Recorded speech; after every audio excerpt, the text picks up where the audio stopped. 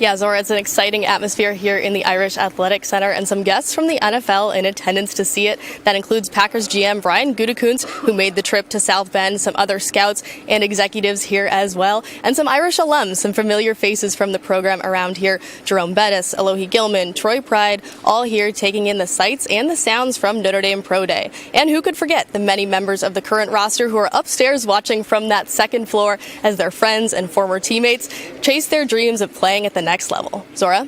Some more context on Kyron Williams. Who better to go to than Jerome Bettis? Caroline Pineda is with him. Jerome, you're back on campus to finish your degree. What's it like being back in South Bend? Oh, it is. It's been a little bit strange for the most part of the time, but it's been incredible in that I'm getting back to get my degree and fulfill a promise that I made so many years ago. But it has been a challenge, I will say that. A challenge in terms of the weather, the classes, what? Well, first it was the weather. I came here, it was a blizzard, and I'm saying to myself, what am I doing back in South Bend? And so I came back. It was a blizzard. That was difficult. But when I got into classes, that was equally as hard because obviously not being in school in over 25 years, to be back in the classroom setting with, 20-somethings, it was a shock to my system. Yeah. Any favorite class so far? Well, I have an entrepreneurship class that I enjoy, strategic management class that I really enjoyed, spirituality of work class I enjoy. So I had some classes I enjoyed, but I also got some tough ones. I got a business foresight class that is kicking my butt, but I'm up for the challenge. Let's turn to Pro Day now. Kyron Williams here behind us. You've watched him over the course of his career at Notre Dame. What have you seen from him that's impressed you? Well, I've seen for his size, his toughness, and a lot of times when you have a smaller running back, he can't run in between the tackles. Well, that's not the case. When you see him run, you see his physicality, how he's able to get inside and make people miss, which is a talent all in itself. So when I really look at him, I think he can be a complete three-down running back in the NFL.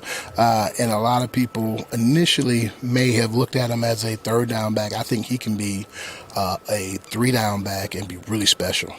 From the perspective of a running back, when it comes to the combine, when it comes to Pro Day, what do you want to accomplish on days like this? On days like this, I think as a running back, you want to accomplish your ability to go from power to speed. You want to be able to stop and start, show them that quickness, that acceleration.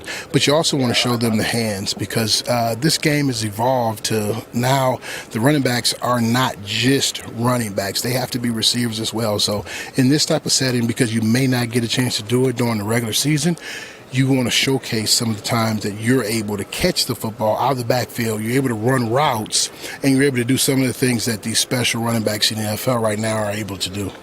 Yeah, we saw you talking to Kyle Hamilton here earlier. What kind of wisdom did you share with him? Well, I was just wanting to impart some information that he needs to take with him, kind of off of the field things, what he needs to do to become a better version of himself, how he has to evolve from now until training camp, until, from year 1 to year 2, all those things that no one tells you, how to do it. And so I'm just trying to give him some insights on what's going to be expected of him and what he needs to do to be the best version of himself. Thank you for your time, Jerome. No problem.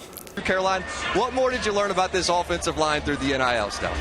Yeah, Jack, you guys mentioned Jets Pizza. That's one of several sponsors the Notre Dame O-line already has. When new rules surrounding name, image, and likeness were passed this summer, the O-line certainly didn't wait long to cash in on a few deals. Mission Barbecue is one of those other several sponsors. Jarrett Patterson said that Mission Barbecue was the first place to reach out to them, and once they did that, the other offers started rolling in. He said that deal is pretty much free barbecue whenever, which sounds like a pretty good deal. But as much as Patterson is enjoying the benefits, he said he's glad they involved the entire position group, including the walk-ons and the younger players. He said it really shows how great the O-line culture is. And Corey, I'm sure you remember that O-line culture from when you were here. Yeah, Caroline, I'm telling you, I used to hang out with some of the O-line guys. My roommate was Steve Elmer, and I love the way that they roll. Welcome back inside Notre Dame Stadium. Well, a big storyline this spring has been the departure of Clark Lead at Vanderbilt and the arrival of Marcus Freeman in South Bend. Freeman told us this week that his ultimate goal as defensive coordinator is to serve his players. He said he told them that in his first meeting with the defense, and he also said, that means I make time to help you reach your goals. Myron Tungavailoa Amosa said Freeman has had a big influence on him in his short time here, and Isaiah Foskey said that Freeman is always there for players to come see him, crack jokes with him, and be real with him. Paul?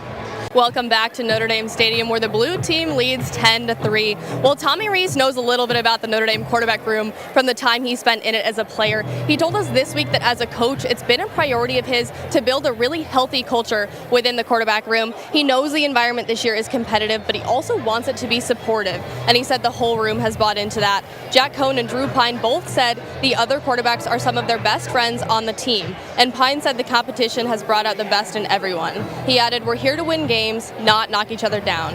And Paul, you spent some time in quarterback rooms. How important is that culture?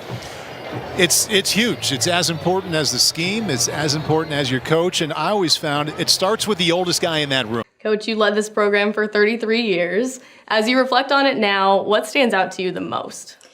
Really, there's so many things because there's so many people that supported me. I had some great assistant coaches, but primarily it's the players. When I think back on all those amazing women I was blessed to coach, because there were just some fantastic players, but just some great kids that I love being around. And I've enjoyed now kind of on a friendly basis rather than that coach-player relationship. Yeah. Abby Prohaska told me a similar thing. She said, Coach is still someone we know we can call, and she'd always be there for us. How has your relationship with the players changed since you've retired and still stayed in touch with them? Well, I've tried to keep my distance from the current players in that I don't want to do any basketball with them, certainly. I mean, I am all in if they have questions about the future or anything like that, and encourage them to take my class in sports leadership. But yeah, I just want them to know I'm there for them. I believe in them. Anytime they want to maybe they just want to vent something out, they just can't tell anybody else, I really feel comfortable with talking to them. Every woman in the Ring of Honor here at Notre Dame is one of your former players. What is it going to mean on Sunday when you join them? Well, it's such an amazing group, isn't it? With Ruth Riley and Skylar and Kay Mack and Beth and Neil. There's just so many memories with all of them, and the relationship that I have with them makes it so much more special. Yeah, you mentioned Neil, and that's a relationship that might be a little bit more unique than those others, considering you've now handed off your program to her. What has that relationship turned into with Neil, and what's it been like being able to kind of guide her in that transition and help her fill your shoes? Well, I recruited her when she was 16, so I've known her for so long, and I felt a little bit like her mom, or maybe her second mom while she was here, and definitely always had that coach-player relationship, followed her in the WNBA. We still had that kind of relationship. And then when she applied for the job, I remember thinking, I have to think of her as a coach now, not as a player anymore. But, it was hard to get around that until she started to work. And I saw her grow into such an amazing coach. So I think it was really a great relationship because I've always had a special place in my heart for Neil.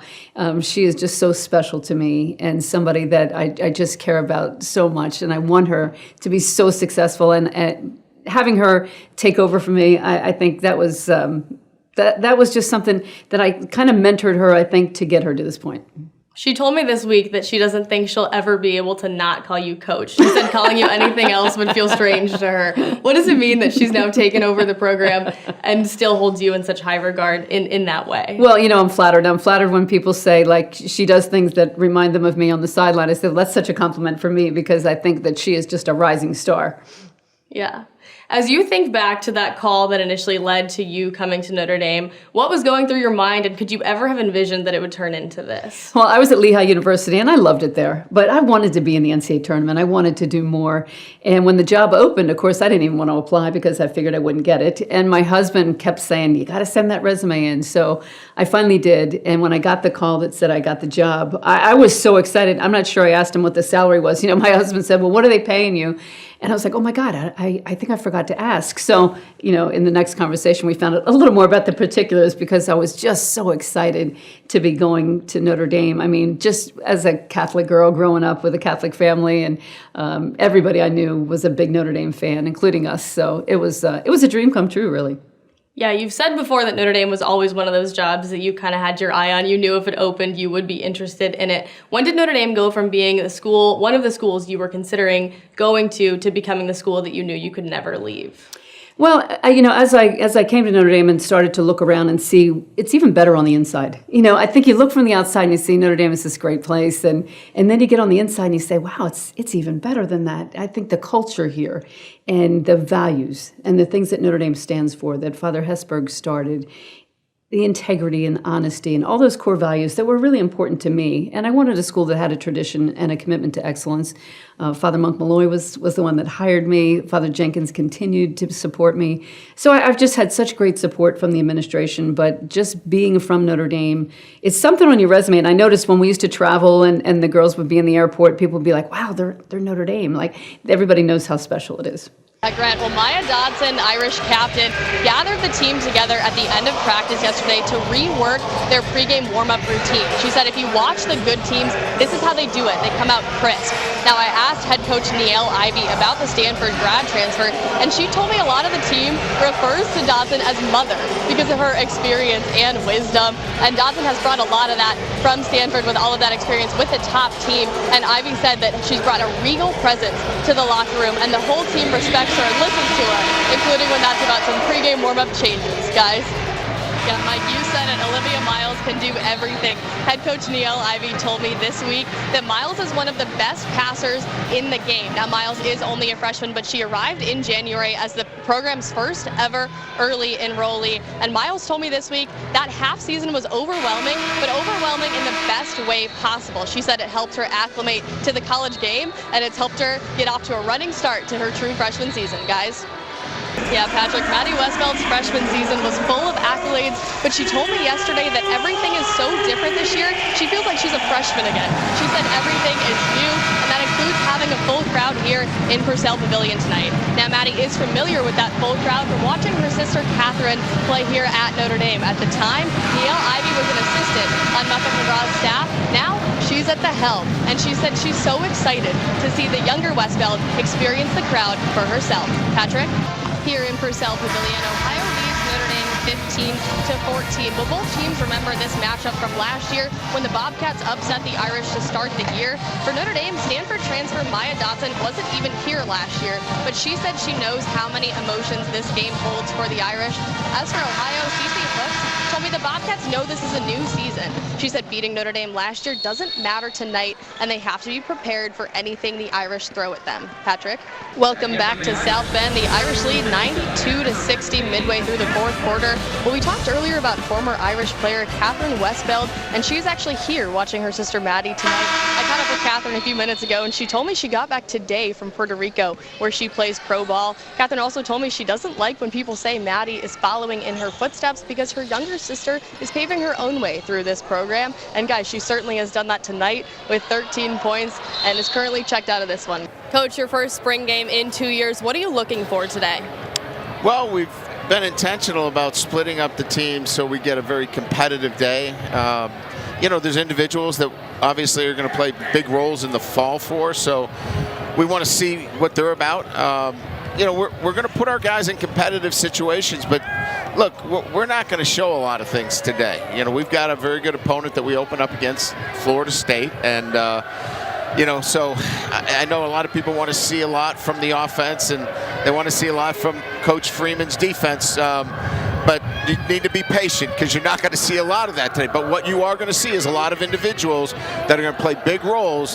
They're going to ask to be competing in very fundamentally sound positions. But we're not going to be leveraging the offense or defense one way or the other. So sit back and enjoy it. You're going to see a lot of young players on the field that we're going to count on in the fall. And Coach, a big storyline this spring has been those quarterbacks. Well, how will you be evaluating them today? Well, each one of them, has a skill set that we'll try to lean on today, and you'll see that as the game kind of unfolds. And in one in particular, Tyler Buckner hasn't played in a year. They, obviously, season in high school was shut down in California, so we're going to allow him to actually play the game without a red jersey for the first half. We'll see how that goes. Get him in the mix of things, but it should be exciting. We want to see them all because this is really their first spring too. Coach, thanks so much for your time. You're welcome. Paul?